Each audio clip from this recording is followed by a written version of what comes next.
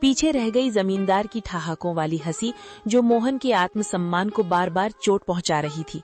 पर मोहन को नहीं पता था कि इस अपमान के बाद ही उसकी किस्मत का जादुई दरवाजा खुलने वाला था। जमींदार ने मोहन को धक्के देकर निकाल दिया था। मोहन हताश होकर लौट रहा था, तभी झाड़ियों से कराहने की आवाज आई।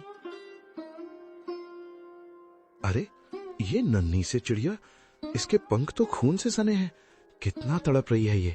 लगता है किसी बेरहम शिकारी का तीर इसकी रूह को छूकर गुजरा है। मोहन चिड़िया को हथेली पर उठाता है। चिड़िया कांप रही है। छोटी सी जान, तू क्यों रोती है? तेरा तो कोई घर भी नहीं जिसे जमींदार छीन ले। देख, मेरे पास तुझे खिलाने के लिए दाना तो नहीं है, पर ये पानी की आखिरी बूंदे तेरे नाम। मेरी प्यास से बड़ी तेरी जिंदगी है। मेरी धोती का ये टुकड़ा शायद तेरे घाव ना भर पाए, पर तेरी तड़प को थोड़ा आराम तो दे सकता है। मोहन अपनी फटी कमीज का कोना फाड़ता है और बड़ी कोमलता से चिड़िया की पट्टी करता है। अचानक एक तेज रोशनी होती है और चिड़िया एक दिव्य परी में बदल जाती है। मोहन, मैंने आज तक महलों में सोने के थाल में 56 भोग खाते हुए लोग देखे हैं, पर तुम्हारे जैसा अमीर दिल नहीं देखा। जिसके पास खुद के खाने को निवाला नहीं, वो अपनी फटी कमीज फाड़कर एक पक्षी का घाव भर रहा है। तुम्हारी इस निस्वार्थ करुणा ने मुझे विवश कर दिया कि मैं तुम्हारी मदद करूं। आप कौन हैं देवी? मैं तो बस एक साधारण इंसान हूँ। मैं तुम्हारी परीक्षा थी मोहन। ये लो, ये आलू और मटर के बीज साधारण नहीं है। इन्हें उस जमीन जहाँ तुमने अपनी गरीबी के सबसे ज्यादा आंसू बहाए हैं। ये फसल तुम्हारी तकदीर बदल देगी। लेकिन याद रखना, ये जादू तभी तक रहेगा जब तक तुम्हारे दिल में दूसरों के लिए दर्द रहेगा। जिस दिन अहंकार आया, ये फसल पत्थर बन जाएगी। परी तो एक दिव्य प्रकाश पुंज बनकर आसमान में विलीन हो गई, लेकिन पीछे छोड़ गई मोहन को हक्का बक्का, निशब्द हाथों में वो मखमली पोटली थामे हुए। मोहन अपनी जगह से हिल भी नहीं पा रहा था। उसे लग रहा था कि शायद भूख के मारे उसका सर चकरा रहा है और ये सब उसकी कल्पना है। वो बार बार अपनी आँखों को मलता और फिर उस सुनहरी पोटली को देखता। नहीं, ये सच नहीं हो सकता। मोहन, तू पागल हो गया है। भूख और धूप ने तेरे दिमाग पर असर कर दिया है। भला एक मामूली चिड़िया परी कैसे बन सकती है?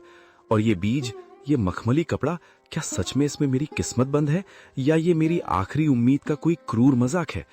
अगर मैंने ये बात घर पर बताई तो बिमला हंसेगी। माँ कहेगी कि बेटा होश खो बैठा है।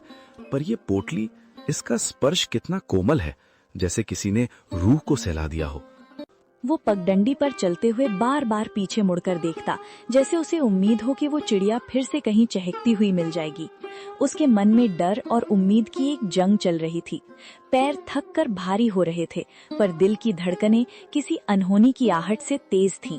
मोहन जैसे ही घर पहुंचा, उसने देखा कि दीपक आंगन में मिट्टी से खेल रहा है और बिमला चूल्हे के पास बैठी सूखी लकड़ियां बटोर रही है। मोहन का चेहरा उतरा हुआ था, पर आंखों में एक अजीब सी चमक थी। मोहन, आ गए तुम? क्या हुआ? जमींदार ने कुछ दिया? तुम्हारे हाथ खाली क्यों हैं? और तुम ऐसे कांप क्यों रहे हो, जैसे कोई डरावना सपना देख लिया हो? बिमला, माँ, जल्दी इधर आओ। आज जो हुआ, अगर मैं अपनी आंखों से न देखता तो कभी यकीन न करता। मैं पागल नहीं हुआ हूँ, पर आज कुदरत ने मुझसे बात की है। क्या हुआ बेटा? तू इतना घबराया हुआ क्यों है? शांत पहले पानी पी। माँ, आज रास्ते में मैंने एक घायल चिड़िया की जान बचाई। उसे पानी पिलाया, अपनी कमीज फाड़कर उसकी पट्टी की, और फिर पलक झपकते ही वो चिड़िया एक नुमानी परी में बदल गई। उसने कहा कि वो मेरी परीक्षा ले रही थी। उसने मुझे ये बीज दिए हैं माँ। उसने कहा कि ये जादुई आलू और मटर हैं। अगर इन्हें सच्चे मन से बोया जाए तो ये हमारी तकदीर बदल देंगे। बिमला, हैरानी और अविश्वास। परी? मोहन, क्या कह रहे हो? कहीं भूख के मारे तुम्हारी तबीयत तो नहीं बिगड़ गई? इस जमाने में परियां कहाँ आती हैं? हमें मेहनत से रोटी नहीं मिल रही और तुम करिश्मे की बात कर रहे हो?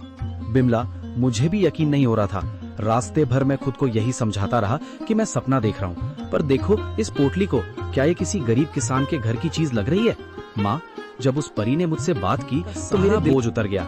उसकी आवाज में वही ममता थी जो तुम्हारी आवाज में है। उसने कहा, जब तक मन साफ रहेगा ये फसल सोना उगलती रहेगी। बेटा, इस दुनिया में जो हम देख नहीं पाते, इसका मतलब ये नहीं कि वो होता नहीं है। तेरी ईमानदारी का सिला देने खुद विधाता किसी न किसी रूप में आते ही हैं। बिमला, शक मत कर, ये बीज नहीं, ये हमारे सब्र के एक समय की बात है। एक गांव में एक किसान रहता था। उसके पास एक बुढ़िया गाय थी जो अब दूध नहीं देती थी। किसान सोच रहा था कि इस गाय का क्या करे। उसने गाय को जंगल में छोड़ने का फैसला किया। किसान गाय को जंगल में छोड़ने गया। रास्ते में उसे एक बूढ़ा संत मिला। संत ने किसान से पूछा, कहाँ जा रहे हो और इस गाय को कहाँ ले जा रहे हो? किसान ने संत को पूरी कहानी बताई। संत ने कहा, इस गाय को मत छोड़ो, यह तुम्हारे लिए बहुत भाग्य होगी। इसे अपने पास रखो और इसकी सेवा करो। किसान ने संत की बात मानी और गाय को घर ले आया। उसने गाय की सेवा करना शुरू कर दिया। कुछ दिनों बाद उसके खेत में अनाज की भरपूर फसल हुई और किसान धनी हो गया।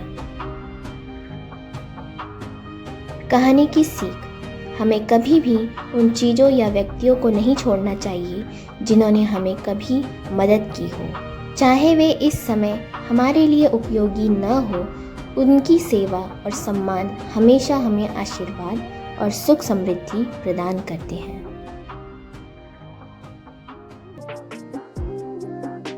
कुछ दिनों बाद उसके खेत में अनाज की भरपूर फसल हुई और किसान धनी हो गया। कहानी की सीख, हमें कभी भी उन चीज़ों या व्यक्तियों को नहीं छोड़ना